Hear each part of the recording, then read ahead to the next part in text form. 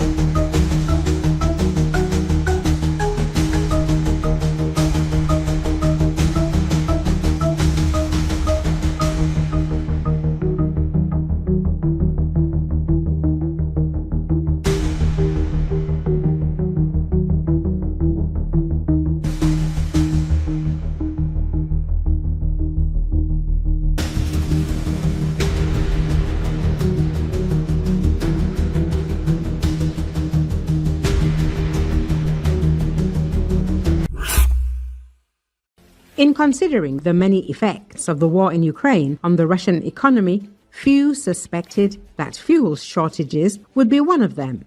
After all, Russia is an oil-rich country whose energy infrastructure is far from the front lines. For most of the war, it has been Ukraine, not Russia, whose energy grid has been in the line of fire. Yet, since August, when Ukraine began a concerted campaign to strike oil refineries deep inside Russia, fuel shortages have come to preoccupy Russians. By late October, Ukrainian drones had hit more than half of Russia's 38 major refineries, recalls Foreign Affairs.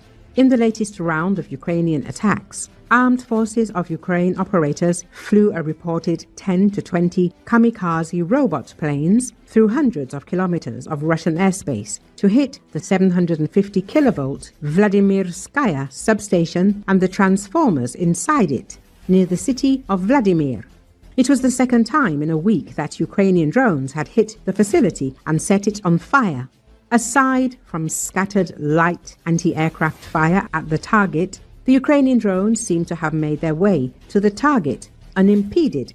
The Vladimirskaya substation is a key energy facility transferring electricity from the Volga hydroelectric power plant, the Kostroma power plant, natural gas-fired, and the Kalinin nuclear power plant to the cities of Vladimir and Ivanovo, and their collective regional populations of at least 750,000 residents, as well as serving as a major electricity source for the greater Moscow power grid.